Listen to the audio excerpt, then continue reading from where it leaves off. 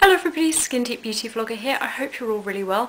I've got a bit of a controversial video for you today, and that is disappointing and overhyped products. Now, when it comes to beauty, everybody is different. Some people love one product whereas others don't get on with it at all. So please take this with a pinch of salt. If there's a product that is an absolute favourite of yours that I mention in this, please don't be offended, but do let me know in the bar below and let me know why you like it and why you feel that you get on with it so well. If there's products that I haven't mentioned that you really think are really overhyped, then again, share those in the comments below, because I find it really interesting that we all have such different takes on the same products. I really ummed and ahed about whether to do this video or not, because I know that a lot of people don't like them. People don't like to hear people being negative. But then I figured, I'm always telling you the good products and the products that I really get on well with, so it's equally important, as far as I'm concerned, to tell you about the ones that I maybe haven't had as much luck with and save you the money, because if you tend to agree with me on the good products, then you might agree with me on these bad ones, and some of them are pretty expensive. So without further ado, I'm going to get started. The first product that I'm going to talk about I actually don't have here, so I'm going to try and insert a picture, but as I've said before, I'm not very good with technology, so it may not work.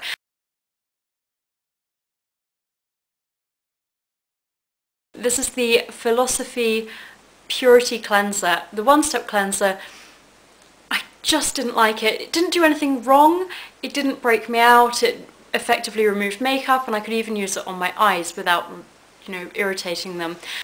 This product annoyed me because I didn't like the scent. It smelled like insect repellent, and I didn't like the name because it's called Purity, and yet if you look at the ingredients, it's full of junk. I did not like it. I don't think it's worth the hype. I don't understand the hype. I actually really like Hope in a Jar by Philosophy, so if you're really keen to try out their skincare line, then I would try that. But on the whole, I just don't think of them as an amazing skincare range. There's so many better products that you can spend your money on, so definitely give that one a miss. A lot of people like it, I didn't get on well with it. Next up is Moroccanoil Oil. Now, I hate Moroccanoil so much that I passed on my one to a friend, so I'm going to represent the oil itself, which is the product that I really think is overhyped, with the Intense Hydrating Mask. This is okay, but again I think it's overhyped. People love Moroccanoil. I honestly think that a lot of the hype and a lot of the press coverage they've gotten is down to their bold, bright packaging that looks good on the pages of beauty magazines. I love argan oil.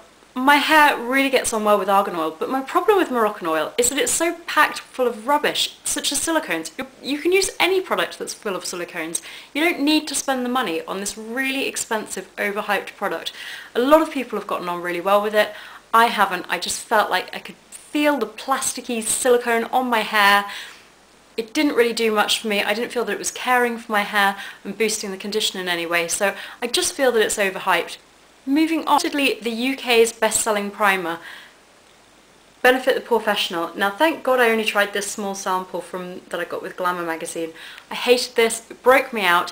Yes, it does work effectively to keep your makeup in place all day, minimise shine, and yes, it does minimise the appearance of pores, as any silicone-laden product will do. I just think this is really overpriced for what it is.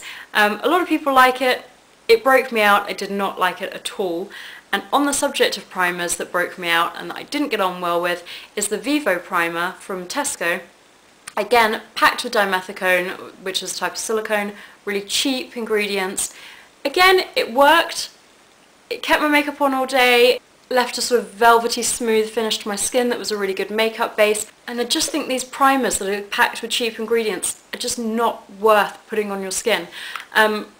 Obviously everybody's different. It broke me out, it might not break you out, but at least with this one, yes, it broke me out and it's full of cheap ingredients, but it's a cheap product. This is £6.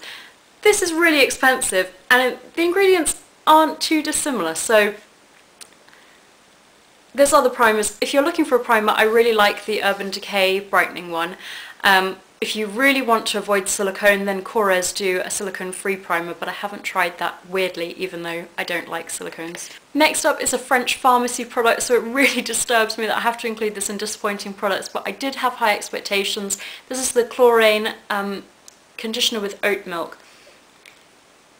Very lightweight, doesn't weigh down my fine hair, rinses out relatively easily, and it's got a really gorgeous sort of baby powder scent. You may like this if you have very oily hair. I have normal hair, it's not in bad condition. I tend to try and avoid heat styling. It's not coloured, it's not colour treated, it's fine, but it's not particularly dry or anything. It's not particularly dry or damaged. But this just did absolutely nothing for my hair. I felt that my hair was really tangly after I'd washed it, and it just didn't feel conditioned. So maybe you might get on with this if you've got very oily hair or oily roots, but for me, it did absolutely nothing. I certainly wouldn't repurchase it. It's quite a popular product, I believe. The Chlorine Oat Milk range is quite popular, and I just was really disappointed. It didn't irritate my sensitive scalp, that's another positive, but it just didn't do anything. Next up is one that probably will be quite controversial because technically I shouldn't be disappointed by this. This is the Mario Badescu Drying Lotion. Really, really popular product, quite a cult item. It's a sort of 2-layer product and you don't shake it.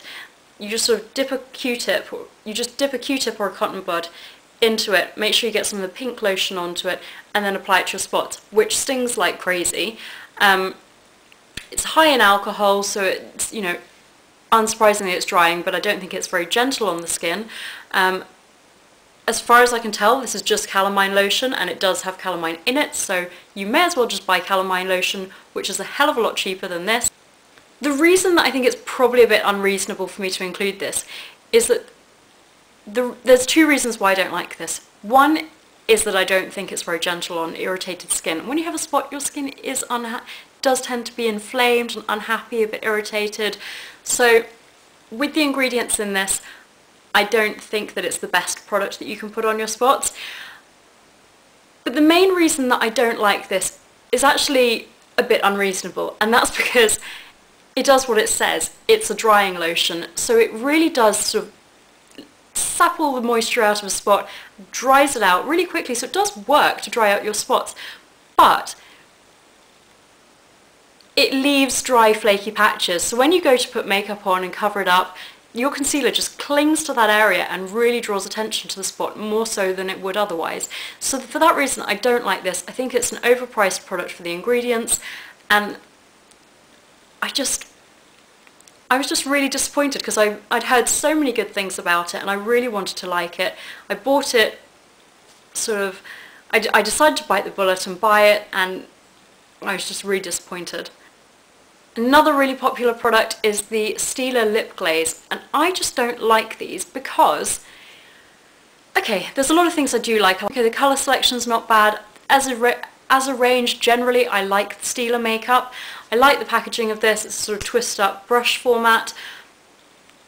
I just think the packaging generally is quite cool and has been much copied, but this is the stickiest lip gloss ever. It's like a hair magnet, and it just feels really gloopy on the lips and not enjoyable to wear. So, I mean, I guess conversely, because of that stickiness, it is quite long wearing for a gloss, but I just didn't enjoy it. Again, I think it's quite expensive for what it is. I think there are much better lip glosses available on the drugstore, and I'd give this a miss. I'm glad I tried it because it's a really popular product, and as a beauty junkie, you know, I like to see what all the hype is about, but I wouldn't repurchase any other colours. Next up is a really cheap product. Some of you may be thinking, well, what did you expect? And this is from the e.l.f. Studio brush line. Now, I really have gotten on very well with their eyeshadow brush, their powder brush, which I actually used with a liquid foundation, but the e.l.f. Stipple brush I hated. This sheds like nothing else. It's very sort of loosely packed, as stipple brushes tend to be, but it's just such a flimsy, the bristles are just so flimsy that you can't really work with this very well, and I just didn't like it, didn't get on well with it. If you're going to buy a stipple brush, then get the one from Real Techniques. Yes, it's more expensive, but I think it's still less than £10.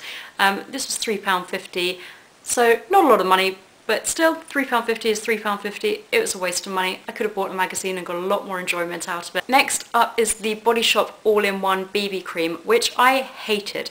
This did absolutely nothing. It has no coverage. All it did was tint my skin orange. I quite like the concept. It's one of these sort of grey creams. It's got little flecks in it. that basically filled with pigment, and when you apply it to your skin and sort of massage it in, they pop, and that's where the colour comes from. It's called a colour adapting tinted cream, but really it doesn't adapt. It's just that those tiny little pigment capsules pop when you apply it. Also, I hated the scent. I can't quite put my finger on what it was, but it sort of smells like gone off flowers or something. I just hated it, and it lingers on the skin. When you first put it on as well, it's extremely shiny and greasy looking, which those with oily skin are not going to like. I mean, I like a dewy finish, and it bothered me. It did settle down after about 20 minutes. I guess you could kind of make this work for you as a base for makeup. It kind of had that sort of velvety finish that I think would work well as a primer. But as a BB cream, it did nothing. I like to use a BB cream on days when I can't be bothered with a full foundation routine. I just want to apply it, maybe put a bit of concealer where needed, slick a mascara and go.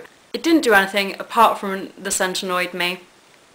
Also, I don't even think they can call it a BB cream because it doesn't contain an SPF, and in my opinion a true BB cream should contain SPF. It also really irritated my sensitive skin, whether that's from the sort of strong fragrance or from one of the ingredients in the very long list of ingredients with names I can't pronounce. I just didn't like this. The only thing I did like was the packaging, but I think the name All-in-One BB Cream is pretty misleading. All-in-one what? All-in-one for making me look orange, but no coverage? I don't understand.